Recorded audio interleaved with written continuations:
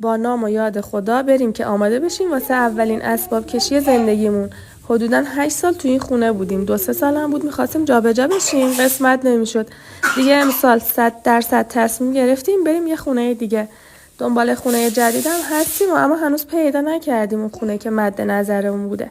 دیگه خواهرم گفت اشکال نداره، بیا کم کم جمع کنیم که بعداً عجله‌ای نشه. ناگفته هم نماند که این کارتونا رو دونه 40,000 تومان خریدیم. حالا نمیدونم بهمون خوب داده یا نه. حالا بگذاریم. دونه دونه کابینت‌ها رو خالی می‌کردیم، همه ظرفا رو با وایتکس و پودر لباسشویی می‌شستیم، تمیز می‌ذاشتیم خشک بشه. داخل روزنامه می‌پیچیدیم که تو جابجایی نشکنه. خونه هم که ترکید که دیگه بالاخره طبیعیه. این وسطا من چپ کردم، اصلا انرژیم یه لحظه رفت، خوابم برد. حدیثی که خودش تنهایی خیلی از ظرفا رو جمع کرده بود. بعد دیگه منم دونه دونه کابینت‌ها رو هر کدوم که خالی میشد قشنگ دستمال می‌کشیدم که تمیز تحویل نفر بعدی بدیم.